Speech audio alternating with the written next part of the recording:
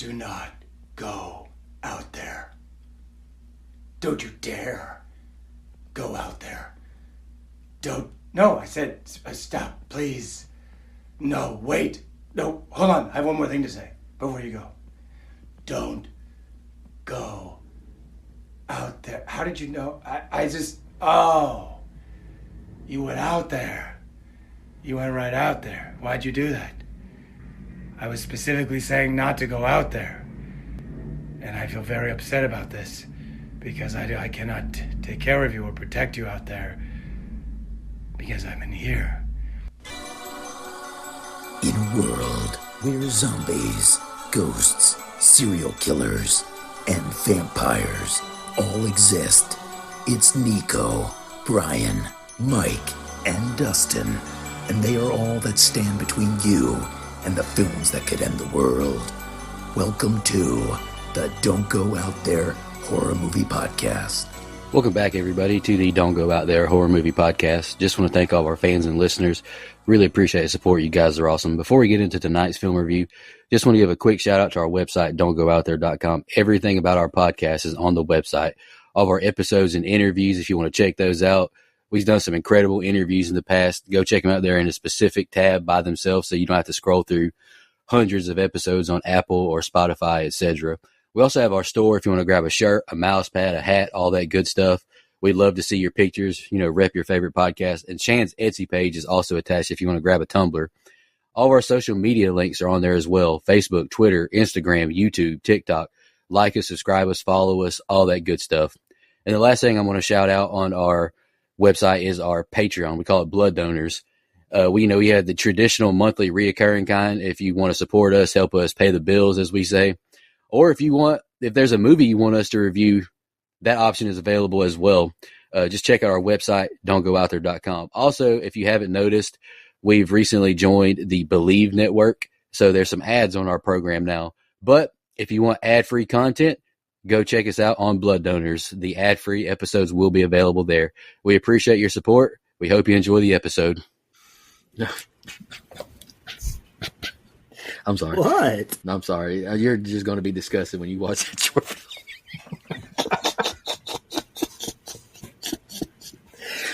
All right, guys, let's get into the film review. We're continuing on in Brian's free theme month. We're concluding it, actually, with Brother Dustin's pick. You want to announce your pick and why you picked it? Nope. Oh, that's the pick. It's nope. 7/24/22. I'll never forget the day that I went and saw Jordan Peele's movie Nope in the theater because, as you guys remember, I had to drop my truck off at a body shop after I left the theater. They were replacing something on it. They were closed. So I dropped it off, and I was like, the body shop's not that far from home. I'll just walk home. It was like 96 degrees, and then it ended up being like 3 miles. It was a lot further away than I thought, and it was miserable. I was wearing a black T-shirt. So Nope stands out to me for a lot of reasons, that being one of them. But I just thought that, we've done the other Jordan Peele movies, and I've wanted to pick this one, honestly, since I saw it in theater that day. I just haven't, or it didn't fit the theme or whatever. So I finally got it on Blu-ray recently, and I was like, yep, I'm picking it. It's the first chance I get. I think it's a really good movie. It's, I think it's a really interesting movie, if nothing else. Like all Jordan Peele movies, I think the dialogue is very well written. That's one thing that I'm a stickler for in movies and TV shows is the dialogue, and that's one thing that he excels at. So I was always going to like this movie. Very realistic. It's very realistic, and that's what I look for in dialogues. Like people, I can't tell you how many times I watch a movie or a show and instantly get turned off because I'm like, people don't talk like that. No one would say that. They phrase it differently, but not in Jordan Peele movies. I think that the cast is phenomenal, and it'll make you think. He hasn't come out and said what it actually means. It's all up for interpretation, like a lot of his movies are, but this one's a lot more abstract. So there's some symbolism that if you say one thing and I think a different, I'm not saying you're wrong and I'm right or vice versa, because who knows? I just think it's a very interesting movie that it was time for us to pick. All right, I'll go next. I had seen this movie once before, rewatching it for this pick. And my thoughts haven't changed. I'm just not a big fan of this one. Like, I'm not really into sci-fi alien stuff in the first place, as noted on our Apple Podcast review from Shout Out to Folk. But anywho, back to this movie. I'm just not a fan of this movie, man. I don't know. It's too long. I hate to say it, but Keke Palmer's character gets on my nerves. She's just annoying as hell. I like Keke Palmer, the person. Like, I've watched some of her clip from, like, Club Shay Shay. I think she's a really genuine person. I really appreciate her backstory, but her character just annoys me in this movie. I'm just not invested in the story at all. Like, I know there's messages about the treatment of animals and how Hollywood operates and trauma and dealing with that. I get it. I really do. Just don't care for the movie. It's too long and just boring to me. It just doesn't do it for me. But that's just me. Brian, what'd you think? Listen, this actually makes a lot of sense that we all feel that you two feel this way before I go here. But this is actually the first time that I have ever seen this movie. And I'm going to be honest. I loved this movie. Yeah. It reminded me of a mixture of Wes Anderson's Asteroid City, like mixed with Close Encounters of the Third Kind, but not as boring as Close Encounters. Is that a hot take? I don't know. My bad, Richard Dreyfuss. I know he listens. But the visuals are absolutely stunning. And unlike Us, it just doesn't try to get too complex. And man, I don't know. You know, I'd avoided watching this because I didn't really love Us really that much. Don'tgooutthere.com, listen to our review. And I'd heard bad things about this. But, you know, when a movie just hits with you, you know, it just does. And this one just did. It's by far my favorite of all the Jordan Peele movies, easily. Let's go. I want to hear that. I really had no clue what you was going to think about it, Brian. So I'm not surprised, but hell yeah. I will say the movie does look beautiful. Like it's in my notes. First horror movie filmed for in IMAX. So shout out to that. The movie looks stunning. Like, I'm sure it looked beautiful on the big screen, but I don't know. The story just doesn't set me on fire. Yeah, there's so many, like, one thing that I'm sure you look forward to, Nico, since you post the Almost Friday or Monday Again memes. Like, this movie has a lot of shots that's like, oh, that could be a still. Like, that's a perfect still. There's some great cinematography in this movie. Yeah, I got a note about that. Who the cinematographer is? He's up there with the goated people. Oh, okay. Oh yeah, absolutely. He's one of Nolan's. He's Nolan's guy. Oh yeah. Yep. Dude, I love that. Nolan's guy worked on this film, and then Nolan worked with Coogler for Sinners. He's like the IMAX guy everybody goes to, apparently. That's awesome. All right. Thanks for taking all my fun facts too, Nico. Oh, my fault. I'm doing the Simba scene this week. So, y'all have anything else? Lord, bear me strength. We open with sounds of a sitcom being filmed before those sounds are cut, and we see Nahum 3:6 from the Hebrew Bible on screen. I will cast abominable filth at you, make you vile, and make you a spectacle. Next, we see carnage on the set of the sitcom, including a body laid out and a bloody chimp walking about, and we hear a child's heavy breathing as they hide. We cut to a ranch in the early hours of the morning, and we see OJ, played by the great Daniel Kaluuya, feeding the horses. Later in the day, we see OJ's dad, played by the great Keith David, working with a horse, and he talks with OJ about the importance of landing their upcoming gig. And we learn that OJ's sister isn't there like she's supposed to be. As OJ walks towards the house, there's some funky business going on with their electronic devices, and we hear screams in the sky as objects start raining down. And much to my surprise, OJ's dad was struck, and just like that, Keith David's time in the movie comes to an end. Unbelievable. OJ tries to rush him to a hospital, but it's too late. A nickel falling from the sky took him out. Title card. As the opening credits roll, we see Sally Gardner at a gallop being played. That's the first assembly of photographs used to create a motion picture. Pretty cool history tidbit. We cut to a studio where OJ and his horse are at the gig, and his dad was talking about, and he needs a little more time because his team isn't there yet. And the actress comments on OJ's name and looks off-put by it. And Osgood Perkins himself is informed about OJ's dad dying and says they're stuck with Junior. The crew doesn't seem overly concerned with or impressed by OJ, and he seems unsure of himself until his sister Emerald shows up. She's definitely the charismatic one of the two. She gives them a history lesson of the jockey on the short film that we watched before commencing the safety meeting. The crew ignore OJ's request for a break, and the horse gives everyone a scare and we learn that they didn't get the gig.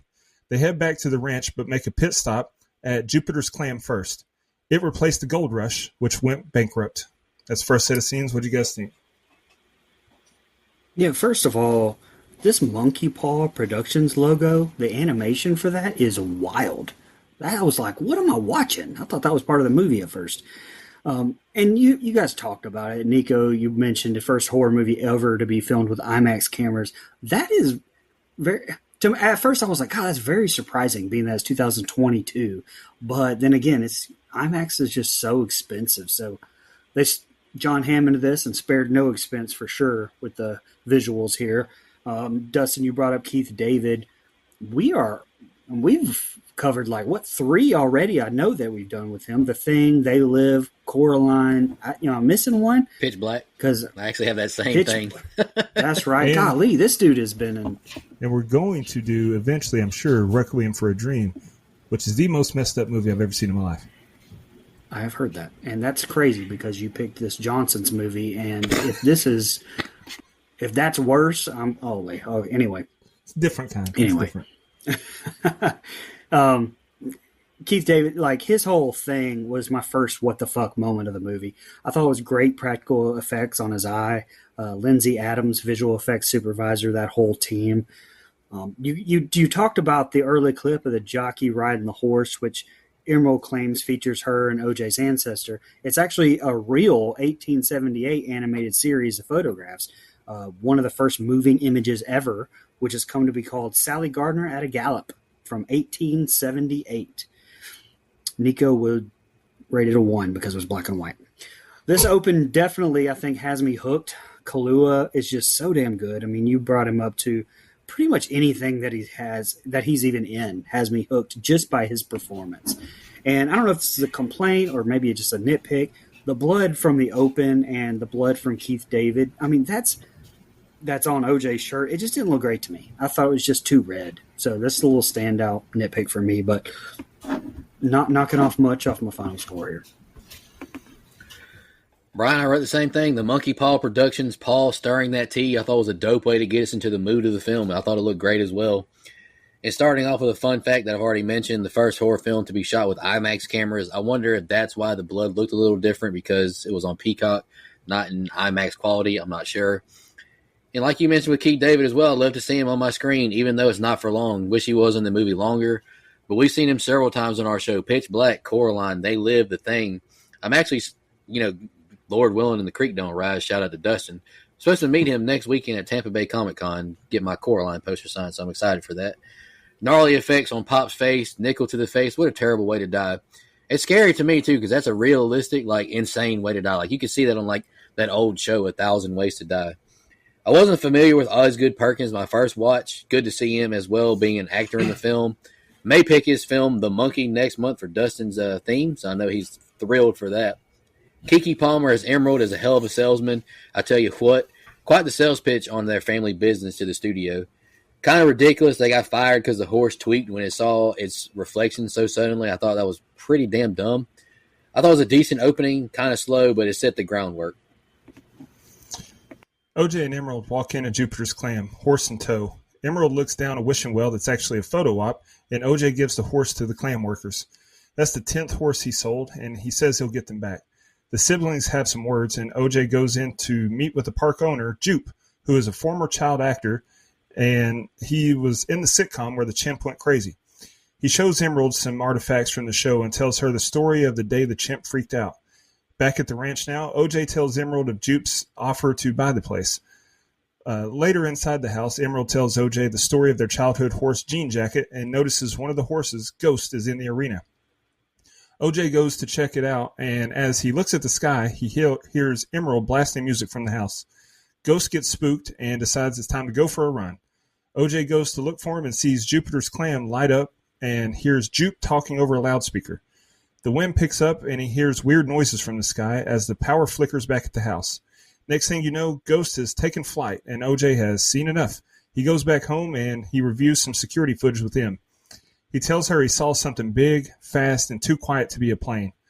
The next day, they go to get better camera equipment to capture the suspected UFO to make some money. where they meet the hilarious cashier, Angel. He goes to the ranch to install their new cameras. M leaves and Angel gets them all set up. Angel shares his theories on UFOs, and Emerald returns calling out for help. He threw me off with Esmeralda, by the way. Did I say Esmeralda? No, on the scene by scene. Oh, right, yeah, right I did. episodes of Esmeralda. He threw me off. I was like, what the fuck? So I just started Typo. just calling her M, in case I was wrong. But listen, it was awesome to see Stephen Yeun again. This may not be factual, but I'm gonna say it anyway because it may be, in fact, the only thing that I've ever seen outside of Walking Dead with him in it. I don't know. Nope, Mayhem. it's not factual. Mayhem. What? Mayhem. Oh yeah. See, that's And That's he's why in I a don't really get paid good the big A24 bucks. movie called Minari. Really good movie. You're lying. You didn't like that one. Who, what me? a dick. Minari was good. Anyway, fun fact. When my mom used to grocery shop at Food World when I was little, I would go to the magazines the whole time. And when I wasn't ripping some Mortal Kombat fatality codes out of the GamePro magazines without buying them, I was reading Mad magazines. So that was cool to kind of see a Mad magazine prop there. And another fun fact that actually pertains to the movie, besides Emerald looking at that framed Mad magazine that got me on this tangent, a nice little Easter egg is Ricky has a large pair of metal scissors on his desk, which are the same scissors prominently featured in Us from 2019. And I'm sure everyone knows the whole Gordy story from the skit from SNL was based on the real SNL skit where Catan played Peepers, right? I hated that fucking recurring character. I just want you to know. Him eating that apple was disgusting. It was not funny. Anyway, really standout shot here in the arena with Ghost when the camera pans down behind them. And it's just this really cool effect where it's not this like normal pan, but it seems almost like OJ and Ghost are standing still, but everything else is moving. I don't know. It's hard to explain it, but it's around the 26-minute mark. You guys mentioned Peele's cinematographer, Hoyt Van Hoytema, Nolan's normal guy. The man's won 73 awards on 144 nominations as of 2025, including an Oscar. The movie he won for was a little one, just a little one named Oppenheimer. But other than that, he hasn't worked on much, just, Dunkirk, Interstellar, nothing big. Yeah, he's pretty good. Another good group of scenes here. Ghost just jumping the fence and taking off kind of made me laugh. Mostly it's OJ's like, what the fuck expression. Like, I love the way he plays OJ in this. Yeah, Glenn. Since seeing Nope for the first time, I've seen The Walking Dead seasons 1 and 2. We've covered them on our DGOT, the series. Go check them out. So I have a much bigger attachment to Stephen Yen now. I really like him as Glenn. I'm going to go ahead and say it like I've already mentioned it, but I wrote this down in my notes. I love Keke Palmer, the person, but to me, her character just annoys me in this movie. I'm sorry, it's probably a hot take. Beautiful set piece as OJ goes out to Ghost. The scenery is beautiful. The house looks incredible on the hill. The lighting, I think it looks fantastic. The tone to me is all weird for this movie. OJ is creeped out and scared, but Kiki's not serious attitude just throws me off. I remember Angel being a funny character for my first watch, and I remember correctly, he is funny. I like how they didn't want the installation until he brought up UFOs, and now he's out there. If I'm OJ, I'm not trying to be a dick, but I don't need to hear about your romance life. Just put the cameras on the house, bro. And the last thing I got is another pretty slow set of scenes to me, honestly, and I'm hoping this next hour and a half is better than what I remember. Wow. All right. OJ and Angel ride to Emerald, and they help unload a horse statue she says is for horse training when Jupe pulls up. She tells him to stay where he is and skirts his question about where she got the statue. Before he leaves, Jupe invites them to his new family show. Later, Angel leaves and really wants to know what's going on, but OJ and M keep him in the dark and send him on his way. Title card, Clover. OJ is having arts and crafts time while M falls asleep, and OJ notices lights in the barn. He goes and turns them off, but they come back on before he makes it back out of the barn. He sees an alien stand up and start to approach him. And then another one appears, and he had the most realistic and appropriate response we've seen in a movie. Nope. And he retreats. He stops to record, and another alien appears right beside him, so he delivers a right hook, and we find out it was just some punk kids playing a prank. That's funny, kid got punched. M shows up after the excitement, and OJ says it was Jupe's kids, and reminds her that she stole their horse. OJ heads out to find the horse the kids let out, and a bug on the camera gives M a good jump scare. Back at the electronics store, Angel is monitoring their cameras and lets them know camera B is down. OJ finds Clover, who runs off when OJ stops to examine a light that went out. And the horse statue gets sucked up into the sky, and M tells OJ to run as we see an odd-looking object move through the sky. The power at the house goes down, and M gets a ladder to get the bug off the camera.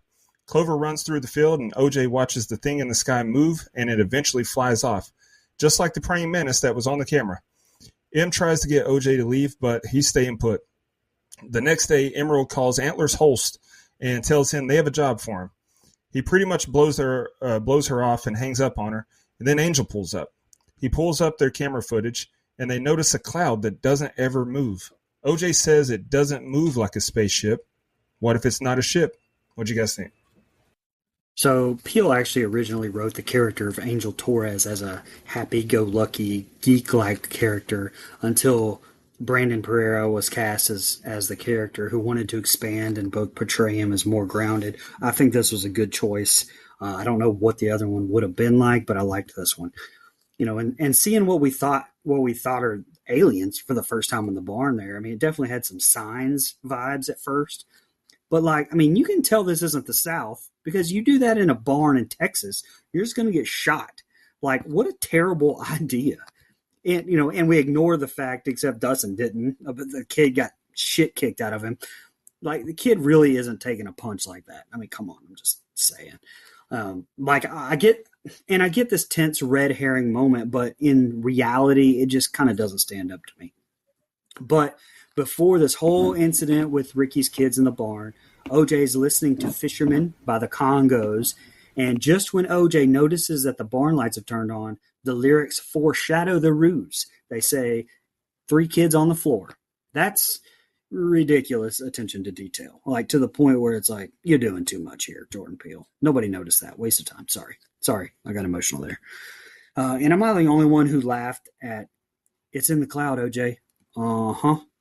I don't know. Sorry. I love the way he's playing him. It was funny to me anyway. What wasn't funny, though, was Emerald's way of getting the mantis off the fucking camera, was throwing Sour Patch Kids at the camera. I hope they were green and yellow Sour Patch Kids. Those are fucking awful. But also, fantastic shot of the horse here being taken up, but being shot through the holes in the barn. I thought that was nuts. Just another amazing shot there. And best line of the movie, maybe in this set of scenes. We're looking for the impossible shot. Impossible. Classic. The movie has me hooked right now. You're starting the scene off with a bunch of hollering, wonderful, just Kiki and Steven just yelling at each other. I was like, oh, brother. If I'm Emerald or OJ, I don't trust this guy not to check our cameras remotely, and he does prove me, right later on. The scenes with just OJ are so much more enjoyable to me. This scenario with him and this figure walking to him with the squeaking machinery, I thought was genuinely creepy. I agree with you guys. Daniel Kaluuya is by far the best actor and character in this movie to me. I laughed when OJ punched the upside-down park kid with the alien mask. Bitch-ass kid deserved it. And I called it. I knew Angel would be snooping in on their cameras. Beautiful shot as OJ sees this twister-like thing going into the sky. I thought it looked amazing. And this UFO thing in the clouds is another creepy scene, and Daniel Kaluuya continues to carry the film with his acting. I laughed at Emerald saying I didn't like him hanging up on antlers. I thought that was funny. And the last thing I got is, what if it's not a ship was a haunting line to end the set of scenes on?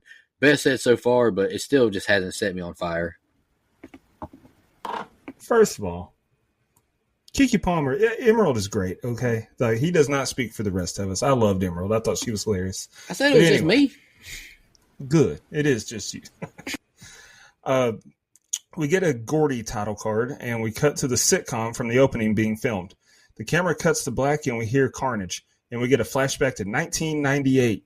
Terrible year for me. Florida State lost to Tennessee in the national championship game, and I cracked my skull and had to have brain surgery. Anyway, we see the set has been destroyed, and we see young Jupe hiding under... Oh, those two things were unrelated, by the way. I didn't crack my skull because Florida State lost, but anyway. Thanks for clarifying. Yeah, clarify. We see the set has been destroyed, and we see young Jupe hiding under a table as the chimp finishes off a female actress and chases down the TV dad. The chimp returns and spots young Jupe, but instead of attacking, he appears to explain his actions to Jupe and offer a fist bump before chimp brains get splattered. Cut to adult Jupe getting ready in his office, and we see a title card that says Lucky. We see M sitting on the porch, and Angel is preparing the cameras for a storm. OJ finds the flyer invitation from Jupe and says he's going to get lucky. At Jupiter's Clam, Jupe is talking to a crowd, and his co-star from his sitcom is in attendance with a veil hiding her disfigured face. Jupe tells the crowd what's been going on and reveals Lucky in a glass box. He calls the aliens the viewers, and we see the flags from the horse statue hanging from a cloud. Jupe frees Lucky, but he's not interested in leaving that box. Smart move. The power goes down, and the wind starts swirling before people are sucked up into the sky or up into the alien. OJ arrives at the park, and it's a ghost town. He gets to the arena where the show was and sees Lucky in his box and also sees something flying through the sky. It's the alien, which flies right at him. A while later, he regains consciousness and sees Lucky walk by. Angel is leaving M at the house, and OJ is on his way back. He calls M to tell her that he was right, and Angel's van loses power. OJ tells M it ate all the horses, and M loses power and cell service. Angel runs in and hides under a table, and M hears the alien along with the screams of the people it gobbled up, and she hides beside the couch, and it starts raining metal objects and blood outside right over the top of the house. This alien is huge.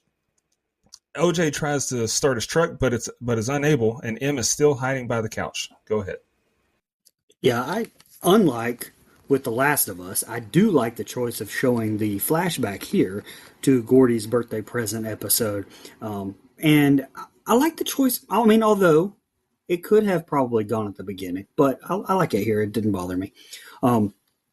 I do like the choice of showing it like we're looking through the set camera. I thought that was a great direction choice there. Even having little Nico like mess up and then having to restart, I thought that was awesome little touch, little detail there. Added a sense of realism. I thought that really impressed me.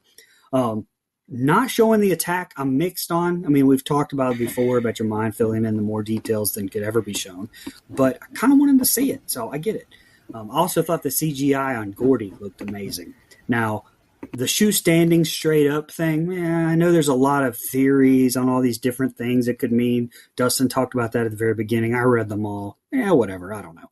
Maybe it's just me, but I don't think it's that deep. Like, I just don't really care, to be honest. It doesn't affect the viewing experience one way or another for me.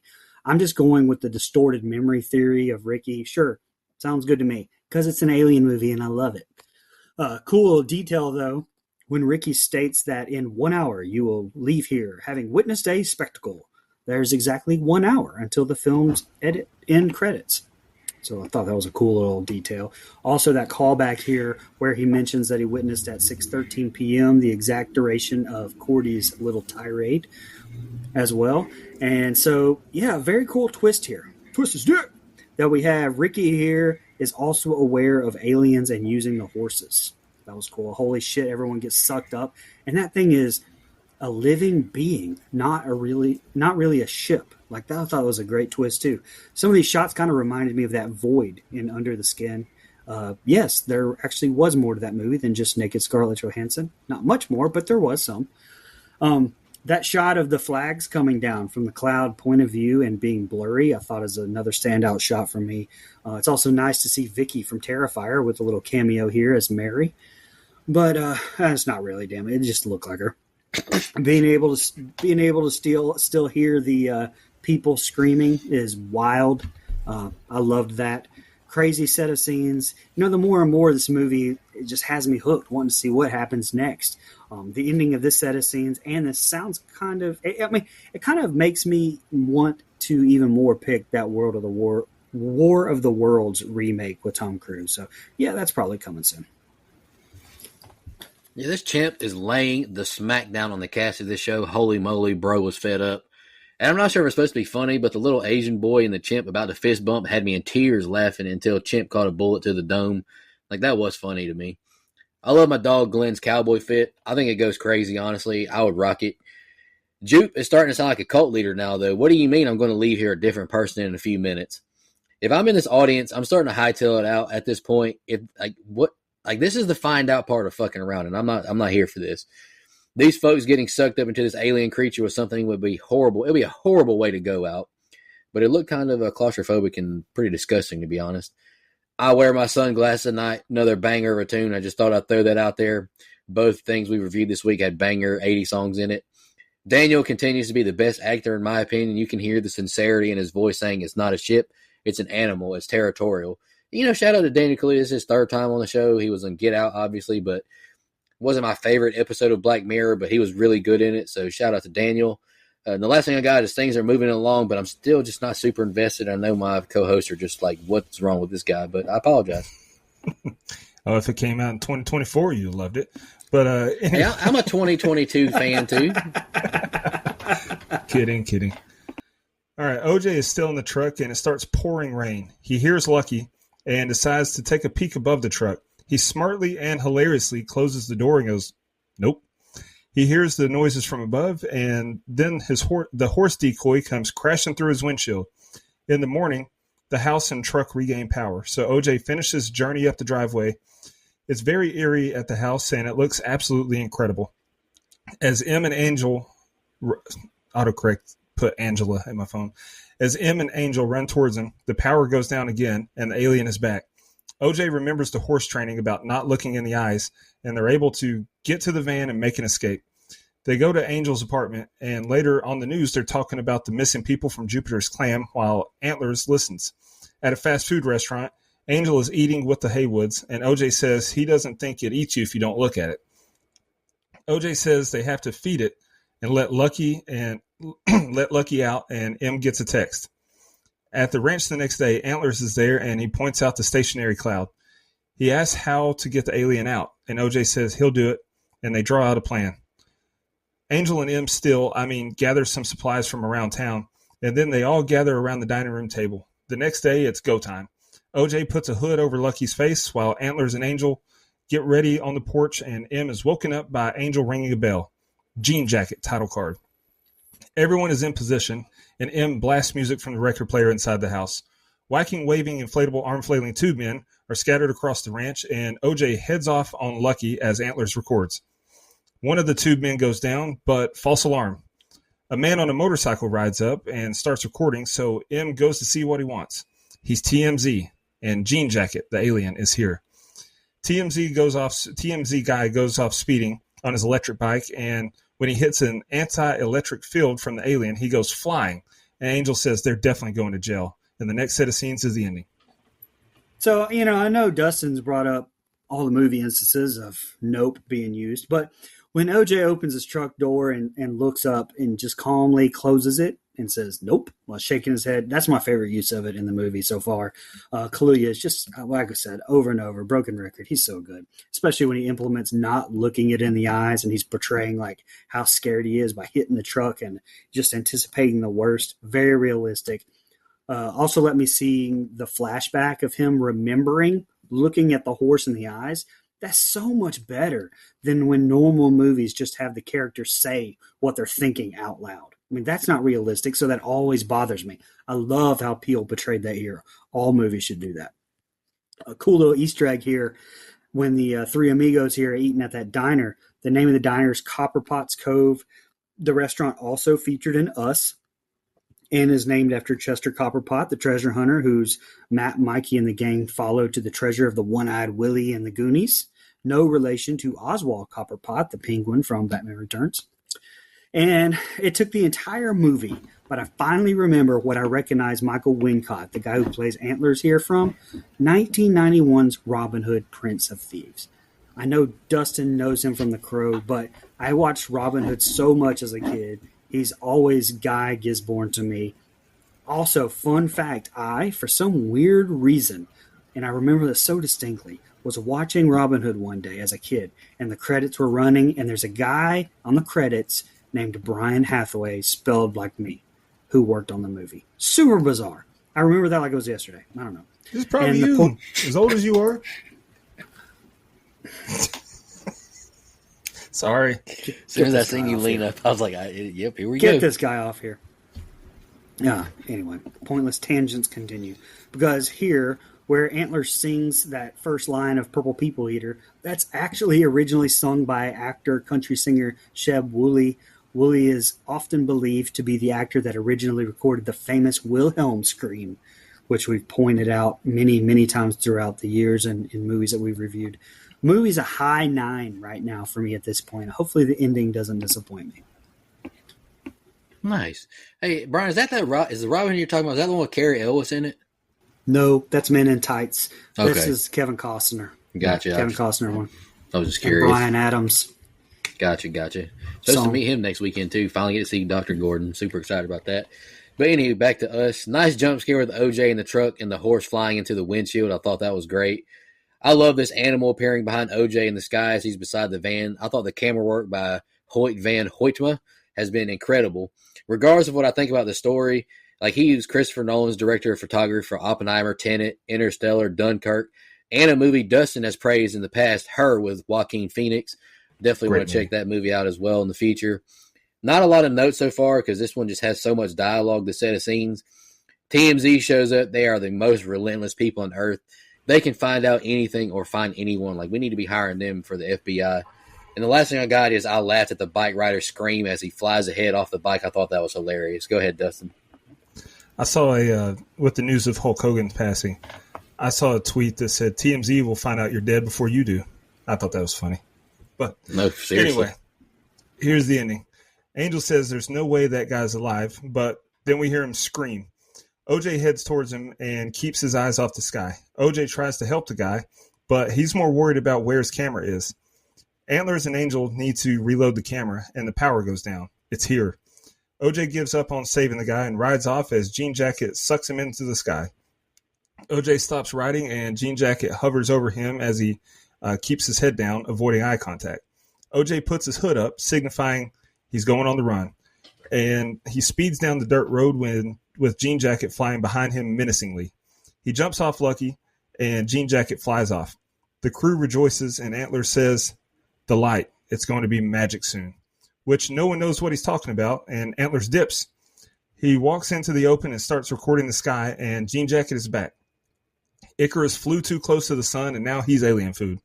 M retreats, but Jean Jacket sucks the roof off the shed and then sends her flying when she tries to run. Jean Jacket finally leaves, and Angel wraps his body with barbed wire. He's sucked up into the alien and takes a whole fence row with him in the process. M is making her escape, and we see Jean Jacket has opened up behind OJ. M mounts the TMZ guy's bike, and OJ mounts Lucky. OJ lures the alien away from Emerald and looks directly at Jean Jacket, who opens up even more. This thing is massive. Emerald gets the bike to start and makes a run for it. She rides to Jupiter's clam and releases a huge hot air balloon shaped like a prospector. This captures Jean Jacket's attention, and M uses the wishing well photo camera to snap pics of the sky above. Jean Jacket is fooled by the balloon and eats it, which doesn't sit well with alien digestive systems apparently, and it explodes into the sky. The power is restored in the area, and M sees OJ arrive on Lucky for the happy ending, and we got one great shot of OJ sitting there on the horse with the dust all scattered through the sky. That was just an awesome shot. Anyway, what do you guys think of the ending? Yeah, it was fantastic. It didn't disappoint me. And it's just, again, realistic dialogue that you were talking about. Angel saying, yeah, Antlers has said some cryptic shit and now he's running off. Like, I don't know. It's just, that hit me right. I just loved it. And the tension with the rider and trying to get that camera back up, I thought was great. And I got the thought during all of this where it's like so different than other movies. Like, these guys aren't trying to kill this thing. They're not trying to save the world. They literally just want a picture of it. And I don't know why that's just so unique to me. I love that plot twist. Now, I know it happens eventually, but I mean, not on purpose, honestly. And I got to say, all that barbed wire going up, I thought was going to have a bigger effect on the thing, tear it up from the inside when I first saw it. But in an interview with Dazed, Peele confirmed that the design of the creature was influenced by angels in Neon Genesis Evangelion. I don't even know how to say that. It's from 1995 anyway, so I'm sure Nico hates it. And speaking of movies I haven't seen, Emerald Haywood doing that sliding stop on the motorcycle actually mirrors the iconic slide from Akira from 1988. I haven't seen that, but Peele listed Akira as one of his favorite films of all time and was given an offer to direct the live-action version, but turned it down. And it took several rewrites, apparently, in order for Brandon Perea to convince Jordan Peele and the Universal executives to change OJ's fate from being killed by Jean Jacket to surviving the entire ordeal. So I'm kind of glad he didn't die either. And I love the arc. You know, I love how everything harkens back to the beginning and that Bible verse about making everything a spectacle and how it all ties in, making Gordy and Jean Jacket spectacles, trying to capitalize on animals as spectacles, or really any spectacle for cash. I just love it. Simple as that. Akira is a film bro movie. Everybody, all the film bros love it. Is it? I've never seen it, so I can't really judge it. But anytime you watch like letterbox review stuff on like content on social media, they love Akira or It's also Seven Samurai or Persona. Anime is a very niche thing, I feel like, and that's one of the most popular ones. Surprised I haven't seen it since it's anime. Since I'm Yeah, since me I'm too. Asian.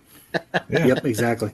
I was going to bring up, like, how did you feel seeing your cousin's demise in this movie? But anyway, go ahead. I was sad. He didn't even make it to the end of the movie. Like, who I saw where Steven Yen replaced somebody. Who was the actor he replaced? It was Jesse Plemons. That's it. Yeah, That's right. Yep. because he had to drop That's one out of- for. Killers of the Flower Moon. I mean, Scorsese. I get it. Long movie. right.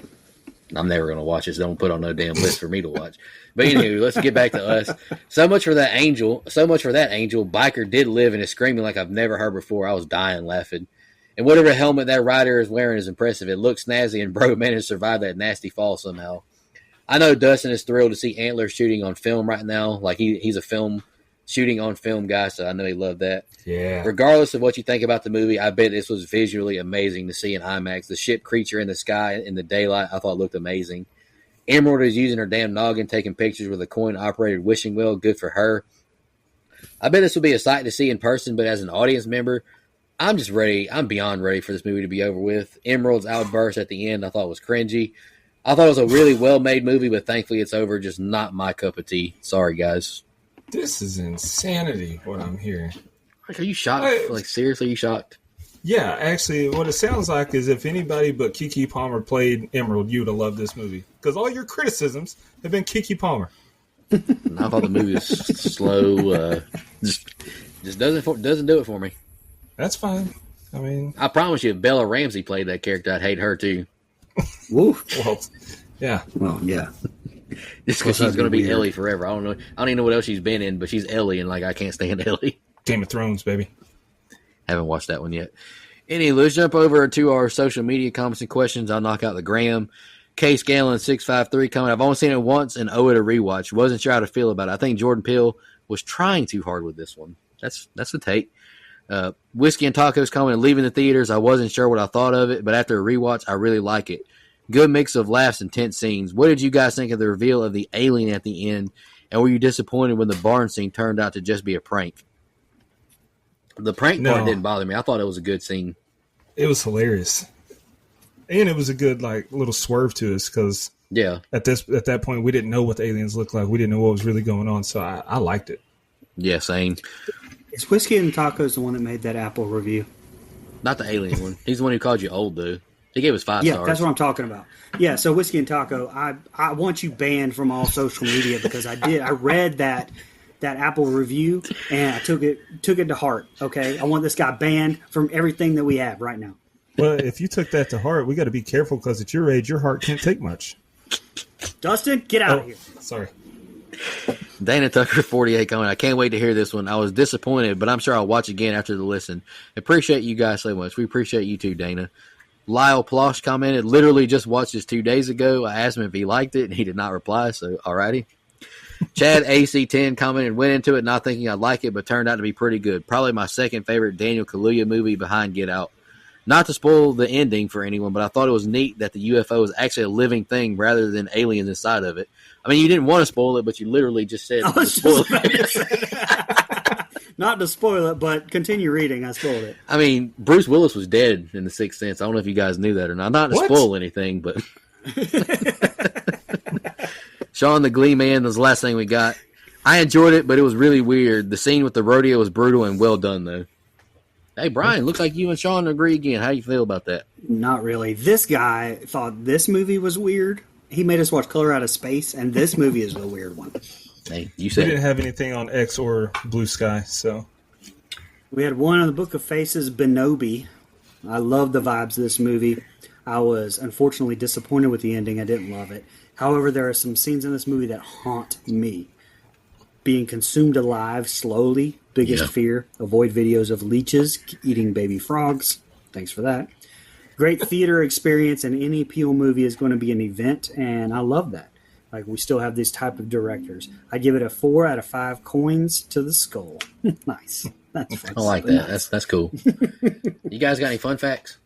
I said most of mine during the thing, but I wanted to say this one because it involves one of my favorite movies when I was a little kid and way too young to have seen it. Kind of with Caddyshack, but the end title card is an homage to movies directed by John Landis, beginning with National Lampoon's Animal House, where the card refers to events that happened in the film. For Landis, it was visit Universal Studios, ask for Babs. Nice.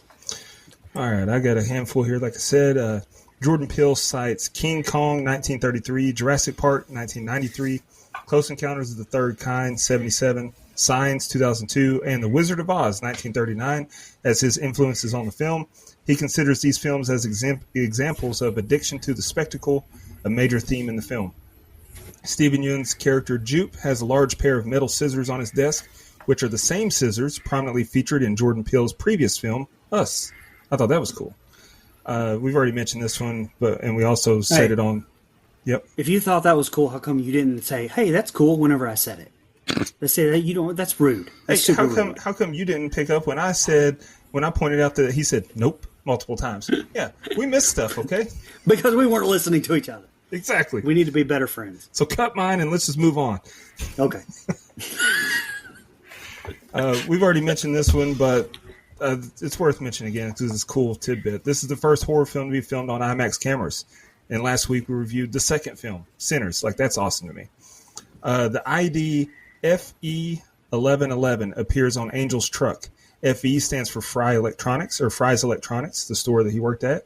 And Jeremiah 11:11 is notably referenced in Us. It says, "Therefore, this is what the Lord says: I will bring on them a disaster they cannot escape. Although they cry out to me, I will not listen to them."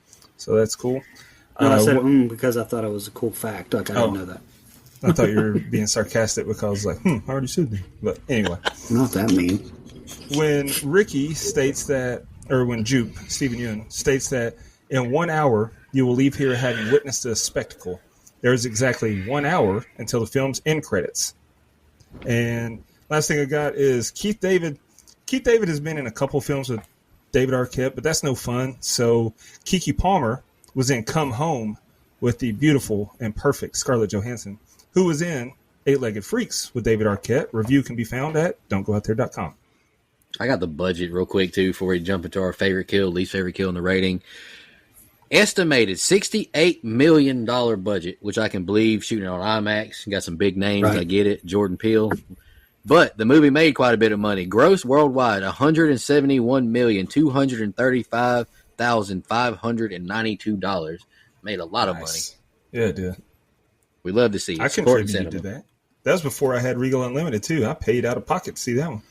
What? And you I actually went almost to died. AMC. I went to AMC to watch it and then almost had a heat stroke. I heard the heat was stroking folks, so I had to see what it's about. It was the wrong kind of stroke. Jeez. Jesus. I know your back felt good after seeing an AMC. You got to relax, recline, didn't have to sit straight up and hurt your back. So shout out to AMC. No. Anyway. All right, Dusty, you want to kick us off? Favorite kill, least favorite kill, and the rating? Or you want to go last since it's your pick? I'll go first. It's fine. Favorite kill for me was Antlers because it was a good metaphor, like Icarus and all. Like he had to, his curiosity got the best of him. He's addicted to the perfect shot. He flew too close to the sun. Least favorite kill, I would say Otis Sr. because I'm so mad that Keith David is in the film for such a short amount of time. But I'll say any of the people killed by the chimp because no matter how many times I watch this movie, I still don't understand why that was included. Like, it's fine to mention it, but for it to be shown that much and that often throughout the movie and not tied directly into the core of the story, like, it's completely random to me. It shows that, he's addicted to the fame and like he's come through traumatic experiences and everything, but just tell us and move on. I don't know. Then for my rating and final thoughts, it's not my favorite Jordan Peele movie, but he can do no wrong. And if nothing else, this movie is entertaining. Great cast, Kaluuya and Keke Palmer, both were fantastic. And Angel was hilarious to me. there's great allegories for the thirst for a viral moment and fame, and how humans turn everything into entertainment, and how beasts can't be tamed. I think it's very well directed and written, which, shocker, Jordan Peele did it. It has some really good, really great cinematography. I like it more with each watch, actually. So I gave it a 8.25. I'll go next. Favorite kill and least favorite kill are the same. Otis Sr. I thought the kill looked good. I thought, like, the effects looked really good on Keith David. But it's Keith David. Why'd you kill him in the first 6 minutes? Like, that's my guy. Like, that's the cat from Coraline. Like, I fuck with him. Like, don't kill him this early. I've listened to interviews Jordan Peele's done about the movie. I think, he said that this was a time when the theater was struggling. He wanted to swing big, and he wanted to get, a crew and a cast that could help him make this movie, because he didn't know if he could pull it off himself. First horror movie made in IMAX. I appreciate all that. I just don't care for it. Like, it's just not one that I want to put on. And after, Brian, you do your review, maybe we should if y'all are down, let's just rank the 3 Jordan Peele movies for content. We can post this little clip. It's not that hard. There's only 3 of them, so it's not that hard, I don't think. But overall, I just appreciate the cinematography. I think it looks beautiful. I appreciate Daniel Kaluuya's acting. It's just not a movie that I want to put on. I give it a 4.5. Whoa. Okay. Dustin, hey, Brian gave Texas Chainsaw Massacre a 4.5 or 4.75, so it's just... Yeah, and you're both wrong. Yeah, it's terrible. So, oh, my God. I agree. I'm going to make an Apple review just for you in saying that. Damn it. Okay, so my favorite kill is Otis. I loved it. My least favorite kill was the chimp. I mean, I don't even know if he did anything, man. Like, he might have been framed. Who knows what they were doing to him before that? I don't think he deserved it. I think the chimp was fine. I think he was framed. Again, my favorite movie of Peele's that I've seen, so that spoils a little ranking show for my number one. But I loved everything about it. It felt like an old-fashioned mystery, and then you mix that with an alien movie. I'm in. I simply loved it. I actually gave it a 9.5. Nice. So that gives us, Mike gave it a 7. So that gives us a composite score of a 7.3125. IMDb's at a 6.8. Letterboxd 3.7 out of 5. Rotten Tomatoes, 83% of critics liked it. So Nico falls in that 17%. Hey, we all can't agree on everything, right? But come on. Y'all know I'm not the biggest sci-fi alien kind of guy. Like, come on. But I do appreciate the fact that Jordan Peele said that, like you mentioned, Brian, the audience thinks they're watching like Close Encounters of the Third Kind, but at the end they really realize they're watching a Jaws movie. So, like, I appreciate what he did. It's just not. I just don't love watching it. So, you can appreciate things and still it not be your cup of tea. So, it is what it is, right? Let's shout out these blood donors, and I'll go ahead and announce our review for next week. Sean Irwin, legendary blood donor. We're going to be reviewing Repo, the Genetic Opera. I have no idea what this movie is about. But I like Darren. It sounds terrible. I like Darren Lynn Bousman. I think he's a good director and writer, so I'm excited for that. It's got Bill Moseley in it, so I'm trying to be optimistic. Hopefully it's good. Camper Level Reoccurring, Nina, the Horror Movie Crew podcast, Michelle Mirza, Steve Schmidt, Matt from the UK. Really wish you would have commented because I'm sure you would have said something hilarious. And Anthony Andrews. Camp Counselor Reoccurring, Edwin Hernandez-Gunn, Joe Swinford, Adrian Aiello, Brian Samick, Andrew Ferguson, Brooke Maley, Heather Superdoc, Jennifer Davis from the Too Close to Home Pod, Dana Tucker, Cole McAlexander, Max K, Madison Arzola, and Casey Smith. Really appreciate all of our blood donors. Take a huge burden off of us. I got 2 Funkos I'd like to give away to our blood donors. Art the Clown from Terrifier 2 and a Jigsaw Funko Pop.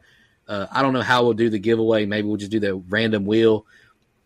We'll reach out to you, see if you're interested in Funkos first before I just put you in a wheel and pick you and you don't even collect the things. But I do want to give those away. We appreciate y'all tuning in. I'm just going to rank, if y'all want to join me in the ranking of the Jordan Peele movies, this is how I'm going to do it.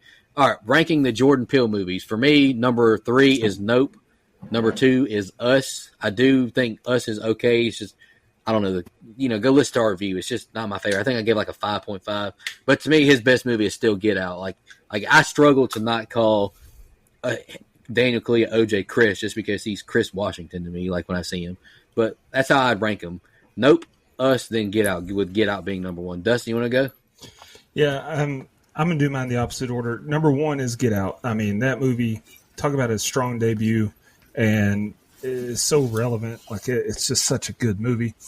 Number two, I had to go back and look because I just gave Nope an 8.25, but I said that it gets better every time I watch it. Us, I gave a 9, but I don't think it gets better every time. I don't think I like it more every time I watch it. So even though the scores don't reflect it, I think I would put Nope second, and then Us third. But it's close. It's splitting hairs. I like all three of them.